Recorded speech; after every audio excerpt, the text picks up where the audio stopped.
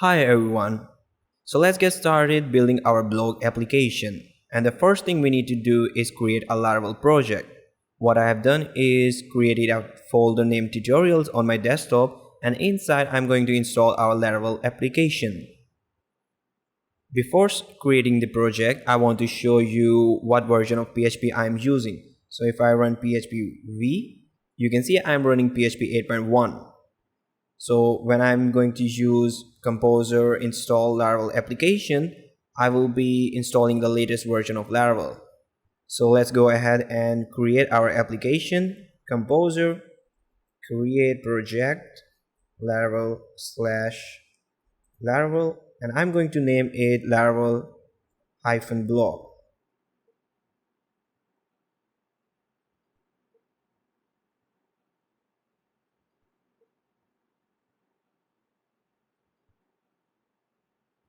So once the application has been installed, let's move into the folder. And the first thing I'm going to do is install Laravel Breeze. So I'm going to run Composer, require Laravel/Breeze.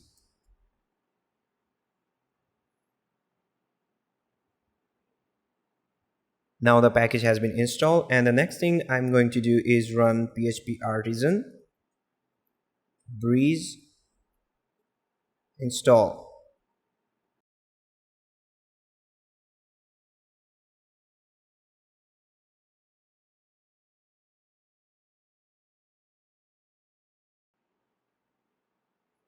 So this command is going to install the scaffolding for our authentication, which includes sign up, signing, and reset password. Breeze uses Tailwind, and we are also going to use Tailwind for our frontend.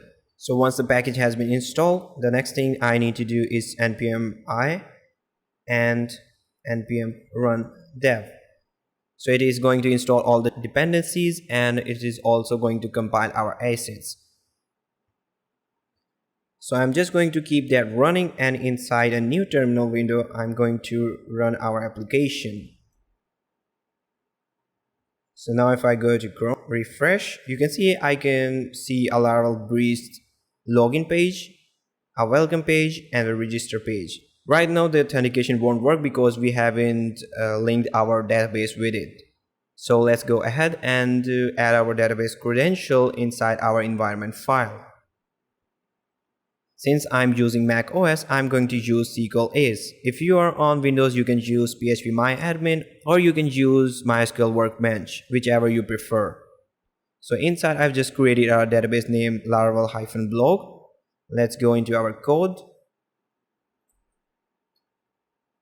I'm just going to run code dot, which is going to open this current folder in the Visual Studio Code. Inside the environment file, I'm just going to rename the database name and add the credentials. So once you have added the credential, next thing we need to do is run php artisan migrate. So once the command has been executed and migration have been running successfully, if I go back to the browser, go to register page, I can register an account. So I'm just going to add the email, password. Let's keep it simple for now. So it's 128, and you can see that I can log into the system. So now if I go to the database inside the users table, you can see a new user record. Alright, so that was the basic authentication flow. The next thing is let's go into our code and create blog model migration and add the logic for the CRUD operations.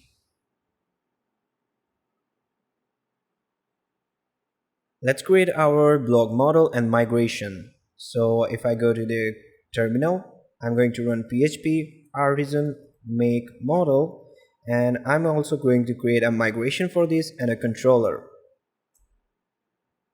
Oh, I forgot to add the model name, which is going to be blog. Let's go to our code, and the first thing that we are going to change is inside our blogs table.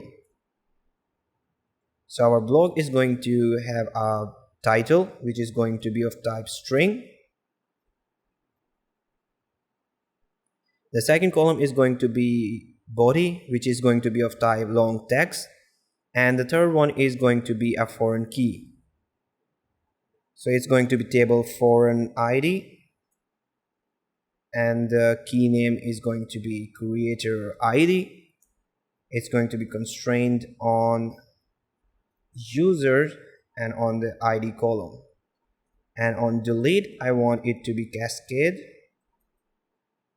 So now that we have added our foreign key inside our blocks table, let's go into the model and make some modification. Now inside our model, the first thing I'm going to do is define the table name. So protected table and the name of the table. Next, I'm going to define the fillable attributes, and it is going to contain title, body, and creator ID. Since we have defined this key, we need to define the relation as well, which is going to be of type belongs to. So the name of the relation is going to be creator. It will be on class user. The foreign key is going to be creator ID, and the local key is going to be ID. Let me import this one as well. And that's it for the blog model. So our blog is also going to contain an image. So I'm not just going to add a column for that inside the blogs table. What I'm going to do is create a new table called images. And inside the table, I'm going to just store the path, and I'm also going to make it a morphable relation. I'm not going to show you how you can add the user profile images, but if you want to add user profile images, you can use that table as well. So let's go to the terminal and create the migration and model for image.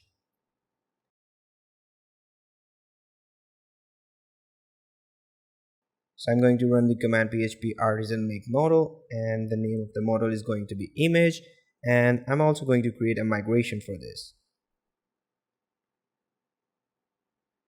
Let's go into the code, and inside the images migration, and here I'm going to define a column string of type string, and the name is going to be the path. So it is going to store the path for the image. The other thing that I'm going to add is table morphs, and inside I'm going to create image. So what it is going to do is create two columns called image underscore type and image underscore ID. So these will be used in order to determine who owns this image. So it can be either a user profile or a blog profile. In this tutorial series, I'm just going to show you how you can use image with a blog, not with a user.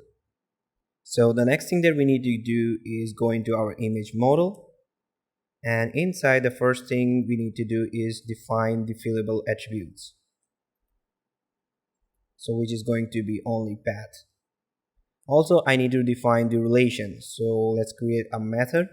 I'm going to name it owns. So this relation will be used to define who owns this image, and it is going to return this morph to, and that's it. So let's also add the comments above, and it is going to return type of morph to.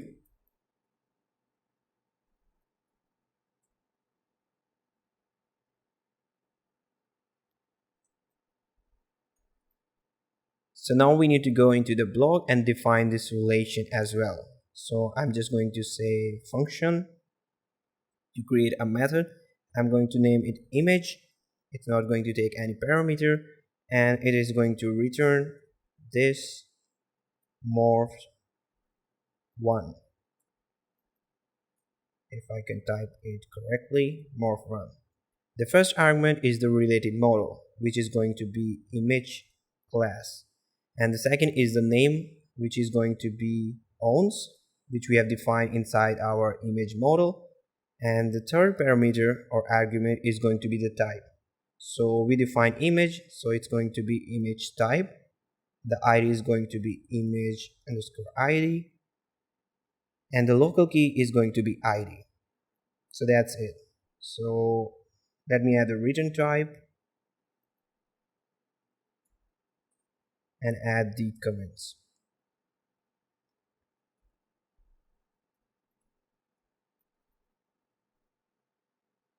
Alright, I think we are done with the blog and image model and migration. It's time to add the logic inside our controller.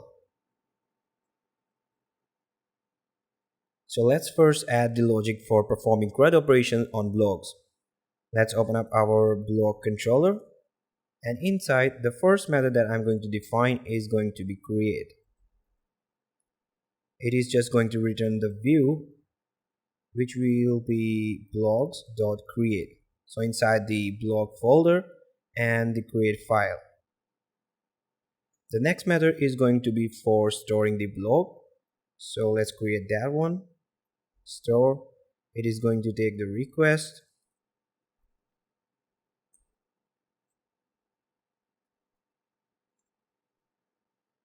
The first thing we need to do is validate our request. So I'm just going to do request validate, and inside the array I'm going to add the validation. So title is required, body is required, and image is going to have multiple validation rules. So the first one is going to be sometimes. So it will be present, it may not be present. And the second is going to be the MEMS type. So it can be PNG, JPG, or JPEG. And the third one is going to be nullable. Well, in a real world project, I would never validate a request inside a controller. Instead, you can use a form request, but I'm just going to keep everything very simple. And I'm not going to use anything advanced. So let's validate our request. So after validating the request, the next thing we are going to do is get all the attributes from the request that are fillable. So I'm just going to say attributes or whatever you want to name the variable. I'm going to do request only, and we need to pass in the class name or model name, and the method is called getFillable. So what this line is doing is it is getting all the fillable attributes from the request. We need to append one more attribute, which is the creator ID, and that is going to be auth ID. Alright, so we have the attributes to create a blog. Now let's create our blog, and I'm going to pass in the attributes. So our blog will be created with this. I just need to import the blog model here as well, and that's it. So we are creating a new blog post, but the problem is we are not storing the image yet. So let's store it now. So I'm just going to say request has file and the name of the key, which is image. If the request has the image, then we are going to store it. Otherwise, we are not going to store anything. So I'm just going to say request file image, and let's get the extension of this file, image get client original extension. Yes, this is the one. So now we are going to store the image and get the file path. So I'm just going to say file path image store as, and the first argument is the directory or the path where you want to store the file. So I'm just going to say public/blogs. So it is going to be stored inside our storage app public and then the blogs folder. The name of the file is going to be a random string of length 5, and I'm going to append the extension as well.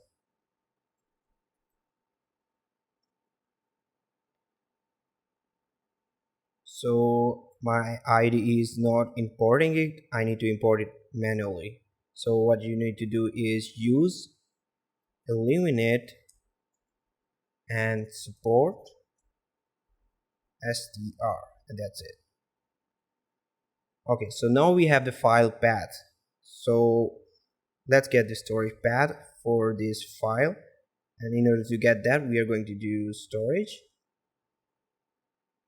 URL and the file path. So now that we have the storage path, we can just create a new image for blog. So I'm just going to use the relation and create a new image. I just need to define the path, which is storage path, and that's it. So now that we are storing our image as well, the next thing we need to do is return to our dashboard page with a message that the blog has been created. So I'm just going to write here dashboard, and with message is going to be blog created successfully. That's it. You can also move this to the next line for cleaner code if you like. Okay, so we have defined a create method, a store method to store our blog post. The next method is show method, which is used for showing the detail of the blog. So it is going to receive a parameter of blog. So here I'm going to use route model binding to load the blog, and it is going to return just a simple view, which will be inside the blogs folder, and the name is going to be show. And I'm going to pass in this blog. Alright, I also want to make one modification in the blog model. So inside here, I'm just going to say protected with, and I'm just going to define the relation. So I'm loading both relation of image and the creator. So this way we don't have to manually load the relation here or anywhere we want to use it. So now we have that our create method, our store method, a show method. Now we need to work on edit and delete. So let's define those methods. First, the edit one, which is going to be named edit. It is also going to use route model binding to load the blog, and it is going to return a view, which is going to be inside the blogs folder, and edit, and I'm going to pass in the blog. So after the edit method, we are going to create another method for updating the blog post. So edit method is just going to return to the view, and the update method is actually going to update the record in the database. So it is going to accept a request, and the second argument is going to be the blog. So our update logic is going to be similar to the creation logic. So I'm just going to copy that one and paste it here. It's not a good practice, but I'm just going to do it to reduce the duration of this video. So I'm just going to change a couple of things. So first we are going to validate the request, which is going to be the same. The next thing we need to do is get the attributes, which is also going to be same, and add the creator ID. This is not required actually. And the next thing we need to just change is that we are going to update the blog post instead of creation here. So I've just changed it to update, and the only difference is going to be inside the image condition. If there is an image inside the request, we need to delete the previously stored image inside our storage.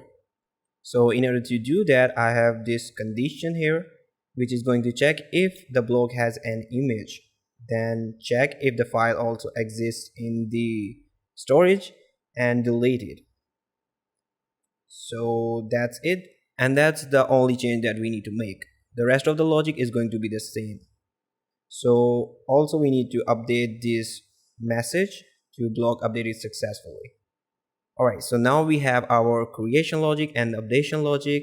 The remaining part is deleting the blog post. So let's go ahead and create that method. Let me create a method, name it delete or destroy, whatever you want to name it. It is also going to receive the parameter of blog. And the first thing we need to do is remove the file if there exists from the storage. And the next thing is simple, blog delete. And then we are going to redirect the user to the dashboard with the message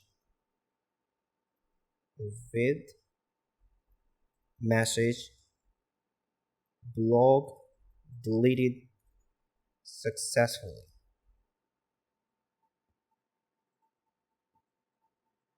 So that is it for the blog controller.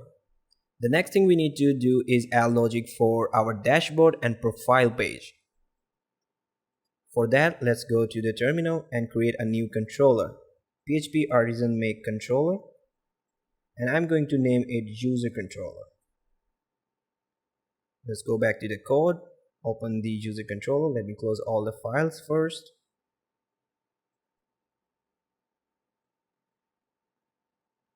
So inside this controller, I'm going to create a method called home, which is going to be for our dashboard.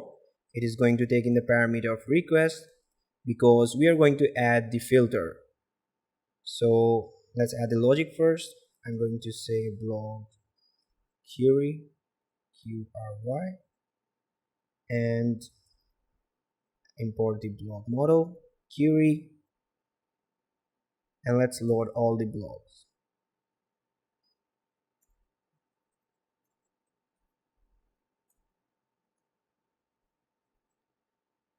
So I'm just going to order by the latest. So the latest one should be the first one and so on. So I'm going to paginate and let's add 5. And then I'm just going to return the view of dashboard. And I'm going to pass in these blog posts.